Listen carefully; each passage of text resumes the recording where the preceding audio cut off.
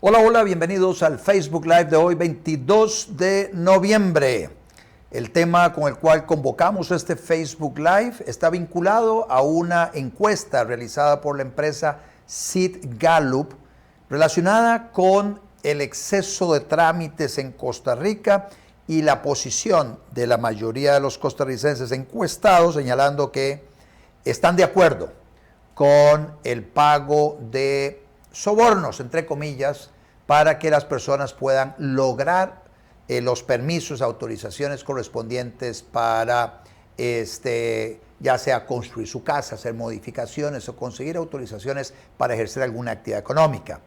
Este es un tema que no es nuevo en Costa Rica. De hecho, inclusive en el 97, principios del 98, ya hace muchísimos años, popularicé una frase que se ha mantenido vigente a lo largo del tiempo, que es la siguiente: donde hay permiso, hay chorizo. Ese es el tema de fondo. Donde hay permiso, hay chorizo.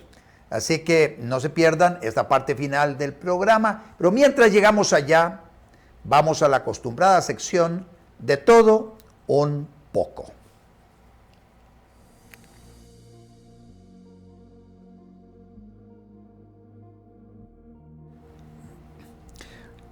En esta sección tengo varias notas que compartir con ustedes, notas que ocuparon titulares de algunos medios de comunicación durante los últimos días, del Facebook Live pasado a este. Una de ellas, la primera nota, tiene que ver con la geotermia y la posición de la Cámara Costarricense de Industrias, la Cámara de Industrias, señalando que en la geotermia existe un potencial muy importante para que industrias costarricenses puedan sustituir el consumo que hacen de hidrocarburos y sus derivados para sus procesos industriales a través del búnker, por ejemplo, a través del gas, o inclusive sustituir el consumo eléctrico, que en algunos casos es muy caro, por una fuente que en teoría podría ser mucho más económica. Y esta fuente es el recurso geotérmico. Este es un tema que yo he venido promoviendo hace ya muchísimos años y que encuentran una barrera que es relativamente sencilla de saltarse o de sobrellevar o hacer a un lado. Y me refiero al monopolio que existe hoy a favor del Instituto Costarricense de Electricidad para la explotación del recurso geotérmico. Es una ley, un articulito por allá que habría que modificar, tiene que pasar por la Asamblea Legislativa para eliminar ese monopolio, que del todo no se sostiene ni se justifica. Ya en el pasado, cuando fui diputado, ahora en el periodo 2014-2018, en ese periodo presenté un proyecto de ley con el propósito de abrir el mercado energético. Y era no solo impulsar un verdadero mercado con la producción hidráulica, la producción con la fuerza del agua, con la fuerza eólica, con la fuerza del viento, sino que también abrir las posibilidades de crear un mercado con el recurso geotérmico, abriendo el monopolio de la geotermia.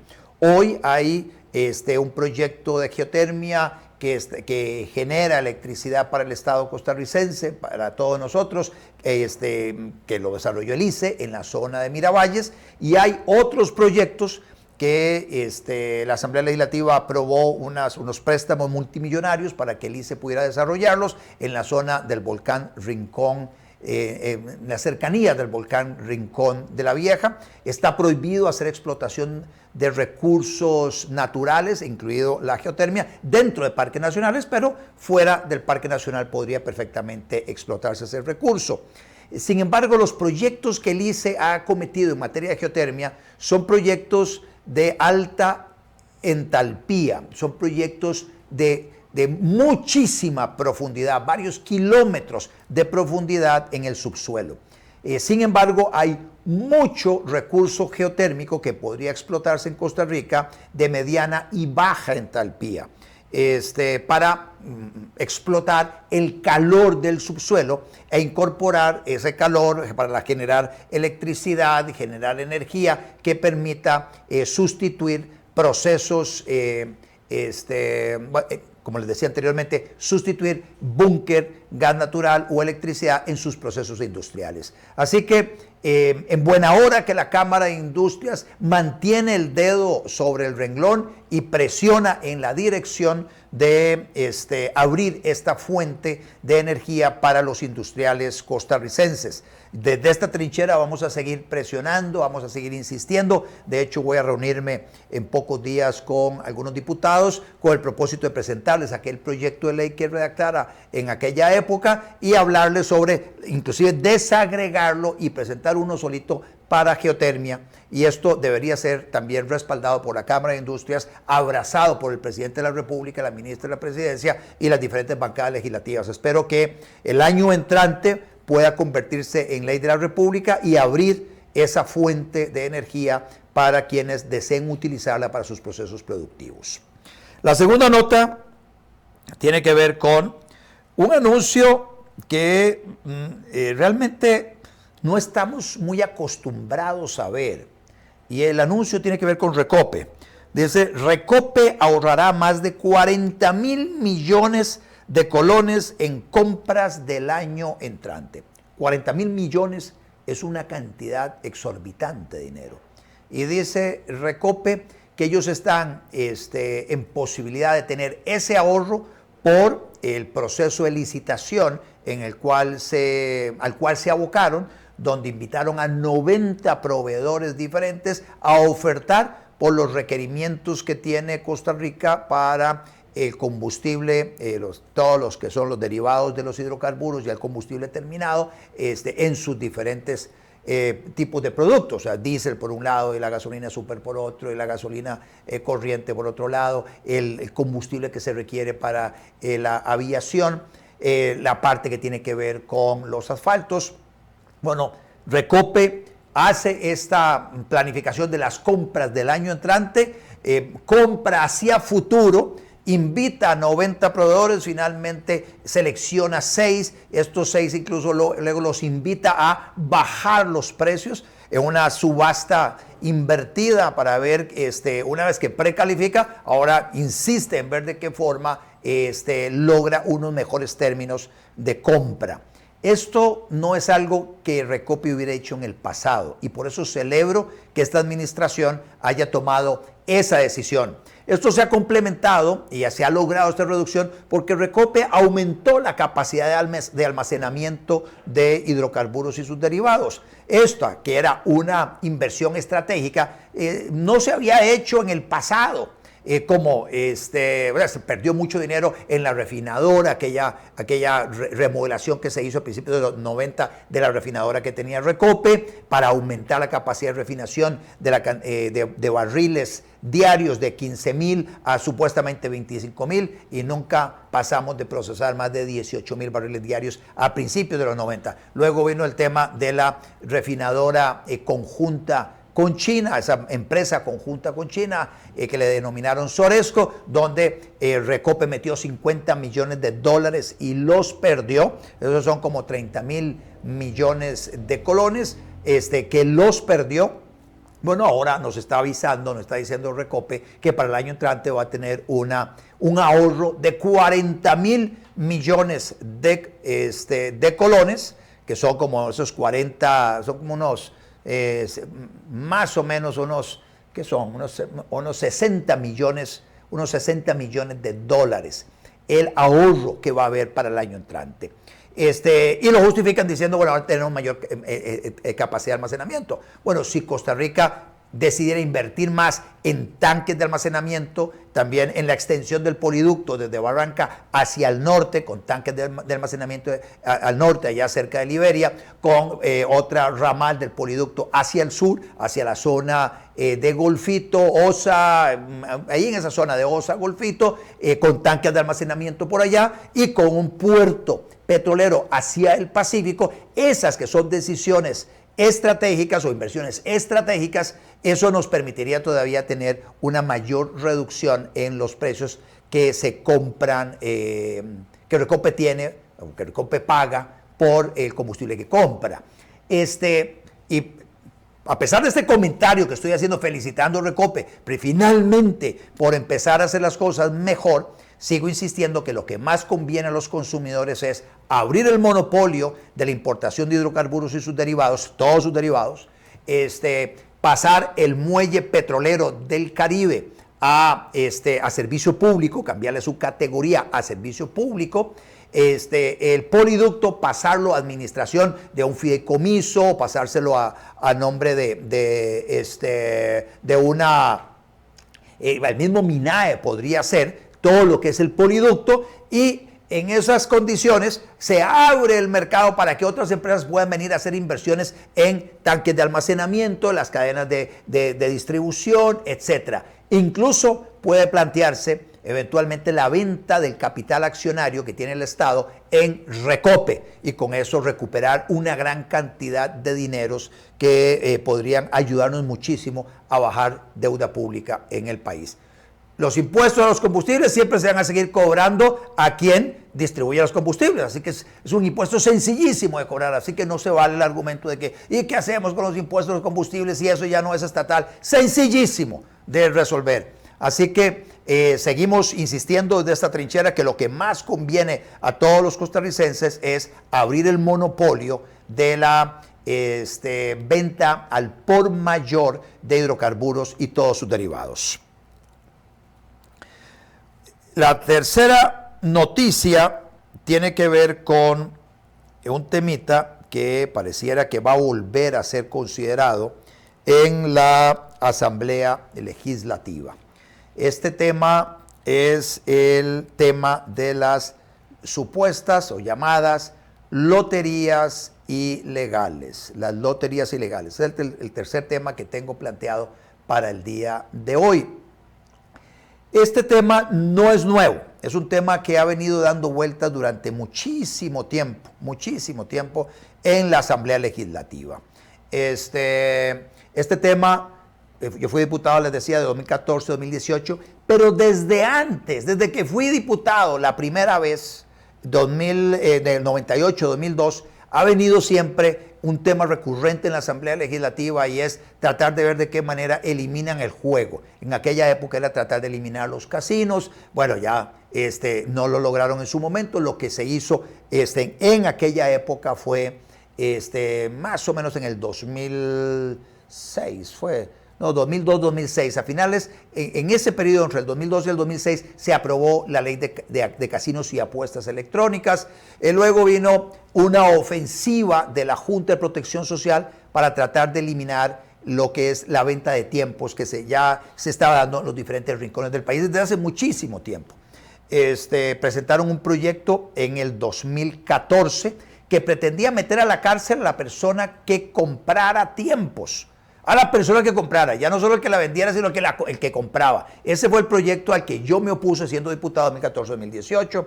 Es un proyecto que cuando se presenta a la Asamblea Legislativa contó con una gran decenas de firmas de diputados, pero cuando empecé a llamar la atención de mis colegas diputados en aquella época de los efectos negativos que eso tenía en el empleo, y en el sostenimiento de familias en todos los rincones del país, muchos empezaron a echarse para atrás y ese proyecto nunca levantó, nunca tuvo la atracción para convertirse en un proyecto cercano a ser votado.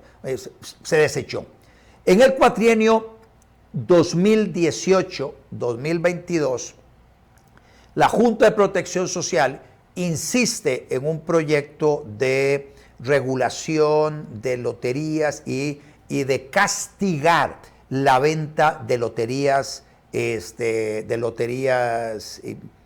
ilegales, le llaman ellos. Toda lotería que no tenga el visto bueno en la Junta de Protección Social es considerada una lotería ilegal y la única entidad autorizada para manejar loterías en Costa Rica, dice, es la Junta de Protección Social, es el Estado. Hay un monopolio del Estado en lo que es el manejo de loterías. Y con este proyecto pretende la Junta de Protección Social y los diputados que en ese momento presentaron el proyecto mandar a la cárcel a las personas que utilizan WhatsApp, o sea, utilizan esta tecnología para recoger apuestas, para comunicar el resultado de un sorteo que se dio de tiempos, etcétera. También a los que suministran el software, todos esos programas de cómputo para la administración de estas loterías van para la cárcel. A las bancas, y hay diferentes niveles de banca en la venta de tiempos, entonces los que respaldan con su dinero las apuestas que se hacen, algún número del 00 al 99, los que respaldan esas apuestas que son llamados bancas, y como les digo, hay una banca pequeña y luego esta banca se asegura con otra banca de otro nivel, y creo que luego hay otras bancas al tercer nivel, no sé cómo funciona eso exactamente, pero sí hay como una especie de aseguramiento de que en ningún momento se le va a fallar a la persona que hizo una apuesta en particular. Bueno, a estas bancas pretenden mandarlas a la cárcel, a las personas que se dedican a eso, y con esto ellos dicen, con esto vamos a acabar o vamos a disminuir dramáticamente la venta de lotería informal. Esa es la intención del proyecto, la intención de quienes presentar el proyecto y la intención de la Junta de Protección Social. Consecuencias de eso, bueno, van a quedar en la calle miles de personas. Se estima que hay más de 40,000 personas que viven de esta actividad a lo largo y ancho del país. En un momento donde hay alto desempleo, especialmente en las zonas costeras, pero también en el área metropolitana, un proyecto como este viene a darle una estocada a muchísimas familias que dependen de esos ingresos. Dos, dicen que es para evitar la legitimación de capitales, y resulta que mucho de este dinero que se maneja en estas apuestas es en efectivo. O sea, el lavado es cuando usted utiliza dinero sucio y lo mete al sistema financiero para luego sacar a través de diferentes transacciones ese dinero supuestamente lavado. Pues en la venta de loterías todo se maneja a nivel de efectivo. No hay tal efectivo sucio que se mete al sistema financiero y luego a través del sistema financiero se le paga a alguien, porque todo esto se maneja en la informalidad. ¿Saben dónde sí podría lavarse dinero? Es llegar con dinero en efectivo y comprar en los puestos de la Junta de Protección Social, comprar tiempos. Y alguien llega y dice, voy a lavar 1,000,000 de colones, y usted compra del 00 al 99. Le apuesta la misma cantidad a cada número hasta completar el 1,000,000 de colones. Uno de los números sale y la Junta de Protección Social le paga a quien acertó el número 70 veces el monto que apostó. Ahí sí le entrega una transferencia ya de dinero lavado. Pero ¿quién es el que lo lava? Es la Junta de Protección Social, es el Estado costarricense. Entonces, aquí están apuntando a donde no es en relación con legitimación de capitales. Así que mucho cuidado con este proyecto que está solicitando Gilbert Jiménez, el diputado del PLN, que el Poder Ejecutivo lo convoque. Otros diputados están diciendo, estamos de acuerdo en términos generales con el proyecto. Un proyecto como este genera desempleo en un momento donde se requieren todos los puestos de trabajo que se puedan en Costa Rica para bajar el nivel de pobreza. Otro tema que tengo para compartir con ustedes el día de hoy está relacionado con el cierre de Conarroz. Llegaron a Casa Presidencial organizaciones vinculadas a grupos de arroceros, a productores arroceros, a decirle, mire, señor presidente, nos está llevando el carajo con las propuestas, con la ruta del arroz que usted planteó, con la reducción de los aranceles de importación del arroz del 35% al más o menos el 4%, con la eliminación del requisito de la importación del arroz sin fortificar para ser fortificado acá, con la eliminación del precio mínimo de venta. Con esas tres medidas, usted, señor presidente, esta administración nos está afectando, y muy probablemente para el año entrante, en lugar de tener, no sé, casi 35,000 hectáreas sembradas de arroz, va a haber una reducción significativa y muy probablemente estemos sembrando nada más 20,000 toneladas de arroz, porque el precio que estamos recibiendo nosotros por el arroz, nosotros productores por el arroz, es inferior al que al que recibíamos anteriormente, que no nos permite siquiera cubrir los costos, o andamos muy apenitas con los costos y no nos queda nada de utilidad. Entonces, en esas condiciones, usted nos está quebrando, señor presidente. Ellos iban con una propuesta, el gobierno no los dejó ni siquiera terminar de desarrollar su propuesta. La propuesta era: volvamos a poner los aranceles, volvamos a imponer la fortificación del arroz, etcétera, y volvamos a poner las tarifas mínimas. Era casi que revertir lo que el presidente ha impulsado desde el inicio de su administración, y eso el presidente les dejó claro que de eso no hay ningún chance. Y más bien contraatacó al presidente para decirle: mire, la verdad es que estoy pensando en presentar un proyecto para cerrar Conarroz, la corporación arrocera, y pasar los funcionarios técnicos de Conarroz a el Ministerio de Agricultura y Ganadería, y darle a ustedes, productores de arroz, un dinero, un subsidio, durante un par de años para que ustedes cambien de actividad económica.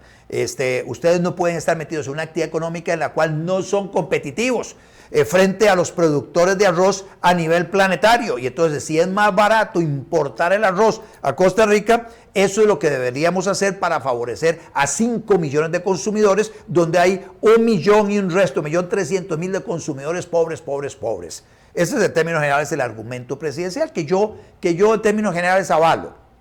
El presidente lo que está diciendo es: vean que va a haber un cambio, hay un cambio desde el Poder Ejecutivo en relación con esa actividad económica, así que vayan haciendo los ajustes correspondientes. Díganme también qué debo hacer para que ustedes sean más competitivos, o sea, qué barreras tengo que eliminar, qué costos tengo que eliminar para que ustedes sean más competitivos en la parte de insumos agropecuarios, en la parte de acceso a crédito, qué requieren ustedes, etcétera.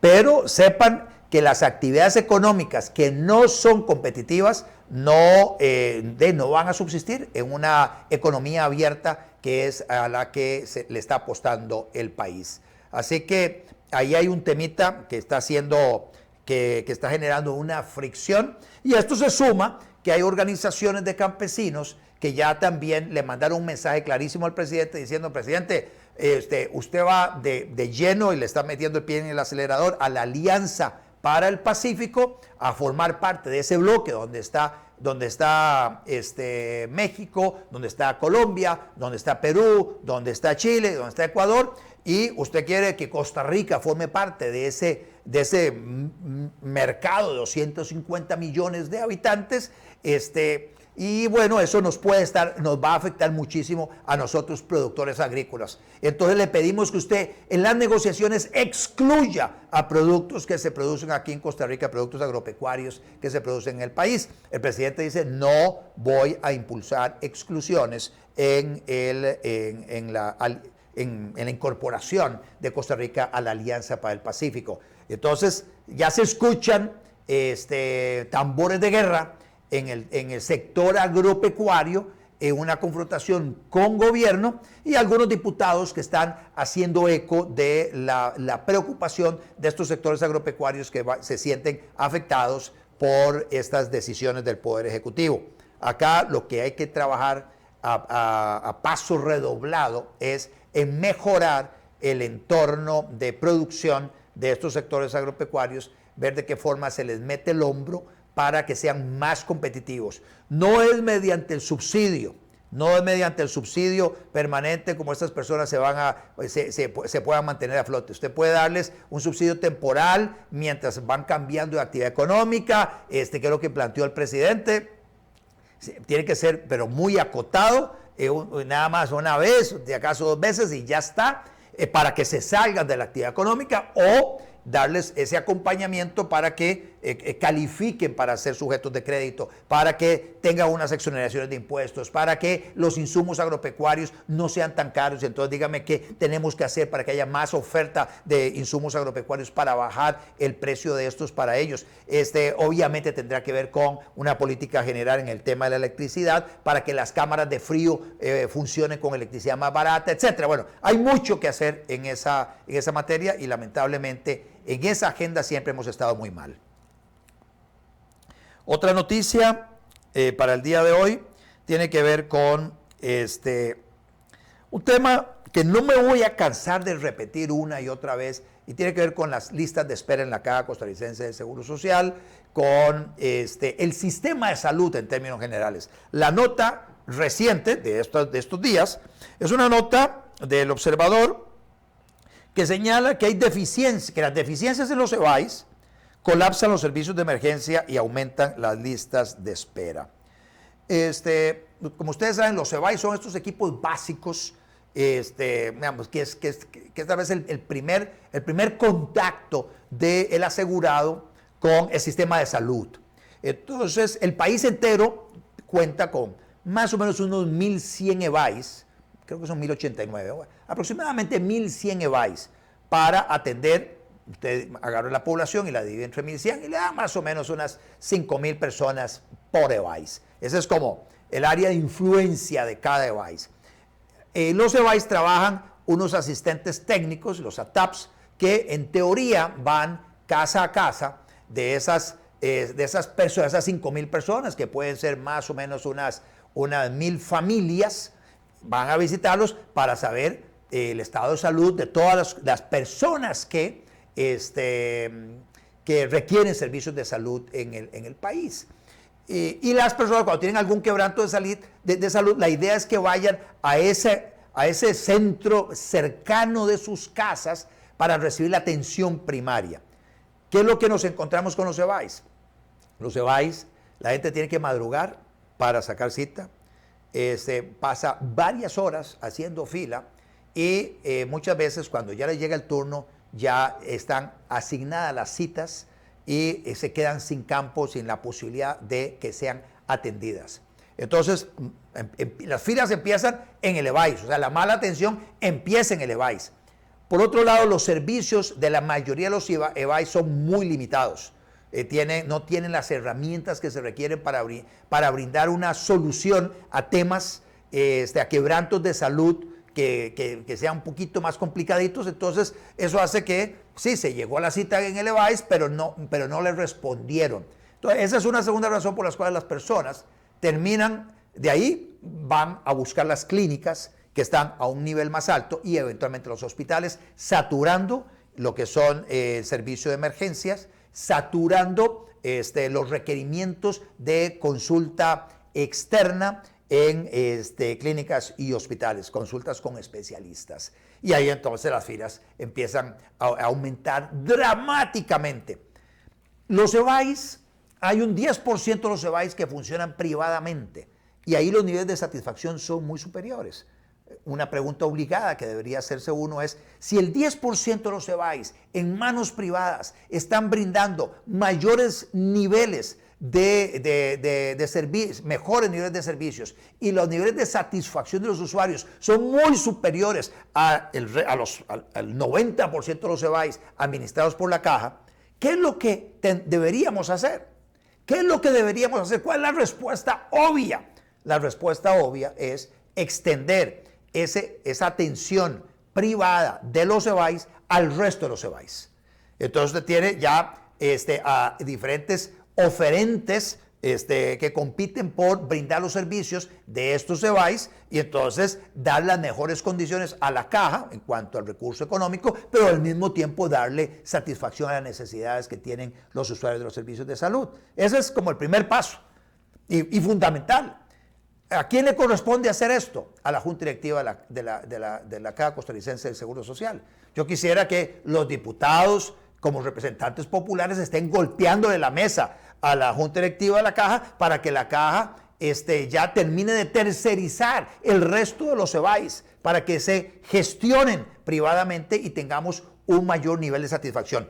Luego de eso viene el aumento de las atribuciones, competencias, áreas de atención de los EVAIS, de tal forma que las personas encuentren en el EVAIS la satisfacción de muchas de las necesidades de servicios de salud y que no tengan que ir luego a las clínicas o a los hospitales. Entonces, usted les da mayor capacidad resolutiva, usted les da un acompañamiento a los EVAIS para que tengan mejores equipos, mejor personal, y usted va a lograr una mejora sustancial en el sistema de salud. Ya luego quedará la parte de que es lo que he venido impulsando hace muchísimo rato, la parte de reconocerle el derecho al asegurado de atenderse privadamente si el seguro no está en condición, si la Caja Costarricense del Seguro Social no está en condición de darle a usted en una forma oportuna la satisfacción de sus necesidades de salud, ya sea un procedimiento diagnóstico o un procedimiento quirúrgico. Pero eso se resuelve muy sencillo, nada más reconociéndole al asegurado el derecho que tiene de ser atendido oportunamente en algún centro de salud.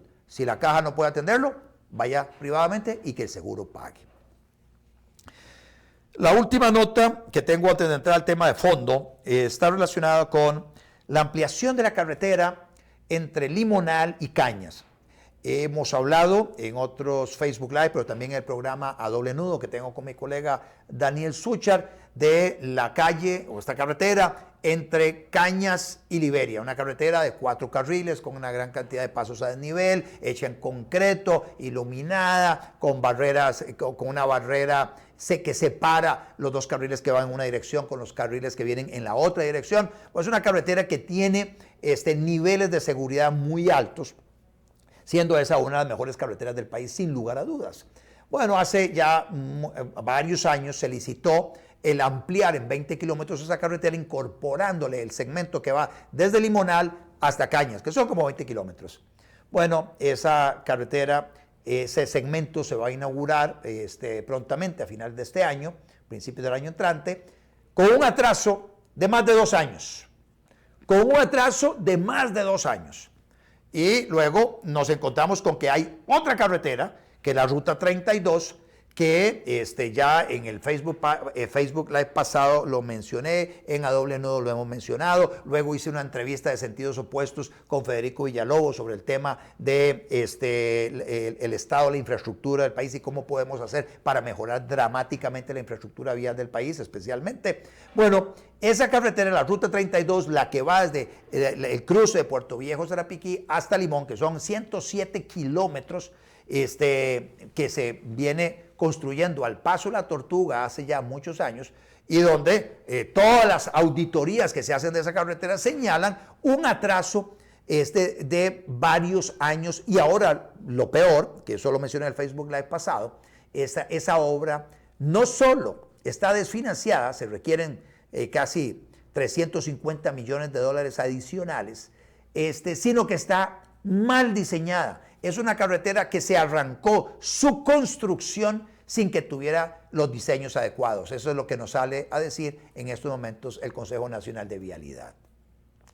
Bueno, ¿cuál es el común denominador de esas 2 carreteras?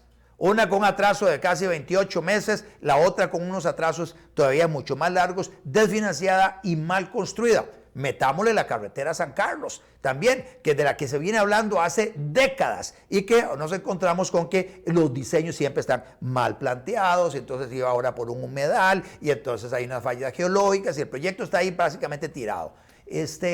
Bueno, nuevamente vemos al Estado desnudándose ante nosotros en toda su inoperancia. Ese es el Estado, absolutamente inoperante. Y acá lo que hay que hacer, o sí, en el menor plazo posible, es fortalecer el Consejo Nacional de Concesiones y meternos, pero ya de verdad, en el tema de concesionar carreteras en Costa Rica. Concesionando carreteras, haciendo alianzas público-privadas, vamos a asegurarnos que tengamos obras de infraestructura en los plazos que se convengan, que el diseño señale que es factible construirla, y con buena calidad. Esto es fundamental. Si seguimos apostándole a que sea el Estado el que haga la obra pública, que sea el Estado el que diseñe, tendremos esos desastres. Inclusive parte del descargo que hace la empresa que está a cargo de la construcción de la carretera Limón es: mire, no me echen los clavos a mí. El problema es el Estado. No me ha entregado los derechos de vía. Deben no sé cuántas expropiaciones todavía que no se han logrado concretar. Además, ustedes, Estado, tenían que hacer moverme servicios públicos. Yo no puedo hacer una ampliación cuando está el poliducto de Recope, cuando están todos los postes de la electricidad, que están las tuberías del agua potable. Todo lo que es movilización de servicios públicos le corresponde a ustedes, Estado costarricense. Así que no me echen las broncas a mí. Esa es el señalamiento que hace la empresa que está a cargo de la construcción de esa carretera. Y no deja de tener razón.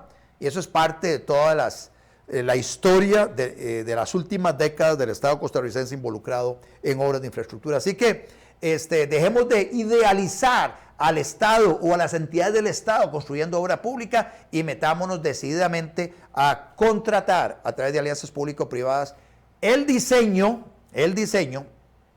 pero también la construcción, mantenimiento y el financiamiento de estas obras de infraestructura tan importantes para el país. Vamos ahora sí a la sección del tema de fondo.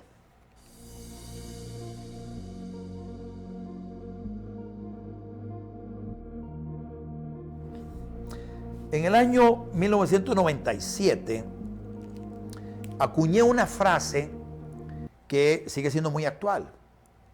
Donde hay permiso, hay chorizo. En aquella época, que fue mi primera participación política electoral, hace ya muchísimos años, tenía 37 años recién cumplidos en aquella oportunidad. Imagínense, tengo 62. En aquella oportunidad, el eslogan de esa campaña era una campaña donde por primera vez un partido liberal presentaba una propuesta político-electoral y especialmente dirigida a la Asamblea Legislativa. Era con la esperanza de meter un pie en la Asamblea Legislativa. Y ahí en esa época acuñamos la frase donde hay permiso hay chorizo y dijimos, vamos a hacer todo lo que esté a nuestro alcance llegando a la Asamblea Legislativa para eliminar muchos de esos permisos que generan corrupción. Ya desde aquella época señalábamos que el exceso de trámites y regulaciones en el país lo que hacían era generar un caldo de cultivo para la corrupción. Y la corrupción siendo el soborno, la chiza, el aceitar el proceso para que alguien la mordida, para que a alguien le dieran un permiso, una autorización, algo por parte de las entidades públicas, llámese municipalidades, instituciones autónomas con las cuales el administrado tiene que lidiar y el mismo gobierno central. Entonces, allá donde se creaba un cuello de botella, había caldo de cultivo para la corrupción. Pero aparte la corrupción tiene otros problemas, y es que muchas veces esos cuellos de botella hacían que muchas personas decidieran no incursionar en una actividad económica. Dicen, no, eso, si tengo que pagarle a alguien, mejor no lo hago. O a la pucha, ahí me tienen varado, tengo que esperar hasta que el expediente mío, que está aquí abajo, llegue aquí arriba. Alguna otra gente dice, no, yo pago allá algo para que este expediente que está aquí abajo pase aquí arriba, me lo resuelvan. No está la gente en aquella época, no estaba diciendo, bueno, voy a pagar para que hagan algo, para que me den un permiso que no me corresponde de acuerdo a la legislación y la reglamentación. Lo que estoy haciendo es para que aceleren el proceso. Para que no me pongan trabas, para que no me tengan ahí esperando meses y a veces años por un permiso, por una autorización. Entonces, en aquella época, llamando la atención sobre el tema es, mire, tenemos que ver de qué forma le entramos, pero con machete, con motoguadaña, con motosierra, a ese montón de regulaciones para que el administrado pueda iniciar su pequeño emprendimiento, o pueda hacer la remodelación de su casa, o pueda sacar la concesión para la explotación de un pozo por aquí o por allá, pueda lidiar con algunas autorizaciones ambientales, etc. Hay regulaciones por todo lado. Fue un parto en los montes, pero finalmente en el año 2002 logré sacar un proyecto de ley de autoría propia de la mano con quien en aquella entonces se desempeñaba como ministra de Economía, Vilma Villalobos, que Dios goce. Entre ambos, ella en el Ejecutivo, yo en la Asamblea Legislativa, logramos sacar un proyecto que es la Ley 8220. Se llama Ley de Defensa del Administrado frente al exceso de trámites. Se conoce también como Ley de Simplificación de Trámites, la Ley 8220. Ley de protección del administrado frente al exceso de trámites. Y la idea con esta ley era que no lo agarraran como punching ball al administrado, no, váyase ya a tal institución y tráigame tal certificación, y luego llega la certificación, no, le falta en tal otra institución, tal otro requisito, y ya lo trajo, pero le faltó la de tal otra institución, y ya luego cuando viene, no, pues ya hasta le venció, ahora vayan del notario para que le saque nuevamente la certificación, porque tiene un plazo vencido, y además, la persona llega y firma, no, pues si usted no trae la cédula, entonces, y usted, si su firma no viene autenticada, no se vale, pero mire, yo estoy firmando aquí delante de usted, no, pues esa firma a mí funcionario no me vale, usted tiene que ir donde un notario para que autentique que esa es su firma. Cosas absurdas, e inclusive muchas veces dentro de la misma institución lo mandaban de un departamento a otro a conseguir documentos para presentarlos en ventanilla. Bueno, todo eso lo buscábamos simplificar en esa ley que se aprobó en el 2012 y como les digo fue un parto en los montes, con una resistencia de la administración pública por aceptar ese tipo de ley y le pudimos meter algunos dientes, pero eran realmente pocos dientes.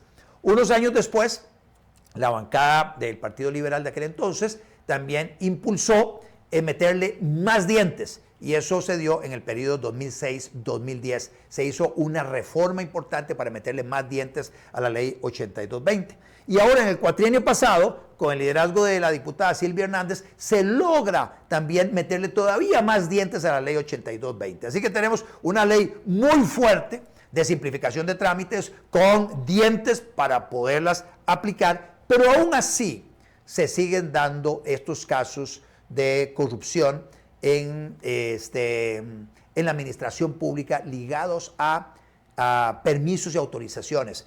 Pero no solo permisos y autorizaciones, a veces inclusive para proveedores del Estado, para personas que le brindan servicios al Estado, cuando llegan a que les paguen lo que les corresponde, se encuentran con algunos funcionarios que les dicen, mire, el cheque suyo no está. O el cheque suyo, no, mire, estaba para esta semana, pero la verdad es que fulano no lo firmó y la transferencia no está lista, etc. Le sacan 1000 peros con el propósito casi que de tentar a la persona que requiere justamente el pago por los bienes o servicios brindados a la administración, de que se acerque al proveedor y ve cómo hacemos para que sí se pueda, cómo hacemos para que el cheque sí salga cuando tiene que salir. Y ahí entonces, nuevamente hay personas que en la administración empiezan a cobrar por hacer su trabajo en forma oportuna. Y ahí nuevamente se dan casos de corrupción. Y de ahí que entonces en la encuesta que hace Sid Gallup diga, sí, la mayoría de los costarricenses ven de que es necesario el aceitar el sistema para que las cosas se den. Y qué triste cuando una sociedad normaliza eso. Cuando una sociedad normaliza eso, eso es un síntoma de que la estructura de valores en la sociedad está absolutamente resquebrajada. Y que casi que no hay solución, cuando acá debiera ser como una fuerte llamada de atención de la ciudadanía reclamando eso y más bien exigiendo que aquel funcionario que no haga bien su trabajo tenga que ser sancionado y despedido, que aquella persona de la pagaduría de alguna entidad pública que sostiene una transferencia, un cheque en una forma indebida para afectar el flujo de caja de un proveedor, con el propósito de extorsionarlo, para ver si le saca una plata para sacar los cheques a tiempo, que una persona como esa tiene que ser sancionada. Efectivamente se requiere una política de cero tolerancia con estos actos de corrupción, con el propósito de que las cosas fluyan y también empezar a meternos más en lo que es el gobierno digital. En Estonia, un país muy pequeñito, todos los trámites son digitales, se hacen a través del internet, en una forma muy sencilla, etc. Bueno, eso deberíamos nosotros aspirar a tener en Costa Rica. Les cuento una anécdota, digamos, familiar. Un hijo mío está tratando de inscribir una microempresa ante la Caja Costarricense del Seguro Social como la empresa como patrona, el medio tiempo como asalariado de esa empresa. Lleva 15 días y no ha sido posible inscribir ante la Caja Costarricense del Seguro Social esa empresita como patrona. Y dice uno, bueno, pero eso debería ser algo tan sencillo como que usted va a iniciar un emprendimiento, va a un notario, le constituye su sociedad anónima, ahí le dan el número de cédula jurídica, usted debe ir con ese número de cédula jurídica, meterse en la página de la Caja Costarricense del Seguro Social, decir, bueno, inscribirse como patrono, mete la cédula jurídica de la sociedad, dice a qué se dedica esa sociedad, a dónde está la dirección, dónde está. Los empleados que usted va a reportar, dice, bueno, tengo un empleado medio tiempo, el salario que le va a pagar, y ¡pum! Y estepa botoncito de remitir, y ya con eso debería quedar inscrito, y de inmediato debiera arrojarle la respuesta. El sistema de la caja, el número de patrono suyo es tal, y su trabajador, este es el número asegurado que tiene, y quedó asegurado a partir del momento en que usted lo aseguró, y ese es el monto que usted tiene que pagar por concepto de la contribución. Ya esto es lo que tiene que pagar como patrono, y esto es lo que tiene que pagar él como asalariado. Así de sencillo. Aquí están las cuentas a las que ustedes pueden hacer la transferencia correspondiente. En cuestión de minutos debería ser posible hacer eso. O sea, es impensable todavía lo que está pasando con la Caja Costarricense del Seguro Social. Gente que quiere acercarse a la caja para poder inscribirse, y que la caja le siga poniendo todo tipo de peros, y que una institución como esa, que tiene en estos momentos casi 65,000 funcionarios, no esté tecnológicamente adecuado a sus procesos para que esto se haga en forma digital y en forma inmediata. En el momento que se logre digitalizar todos los diferentes procesos ante la administración, eliminar toda la basura de requisitos absurdos que le piden a los administrados, van a ver ustedes cómo esta corrupción que hoy se ve normal se erradica, y esperamos que se puedan reconstruir estos valores ya resquebrajados en la sociedad costarricense, que está viendo como algo normal el pago a un funcionario público para que haga los procesos mucho más expeditos. Con esa reflexión terminamos el Facebook Live de hoy. Espero que pasen una linda noche, que mañana gane Costa Rica. Hoy estamos en víspera del primer partido de Costa Rica en este Mundial de Qatar, y bueno, estamos un poco en ambiente ya medio festivo, y espero que mañana la selección nacional nos dé una muy buena y agradable sorpresa, desempeñándose con mucha soltura ante la selección de España, y que nos alegre el día y la semana, el año a todos con un triunfo sobre la selección de España. Que tengan muy buenas noches.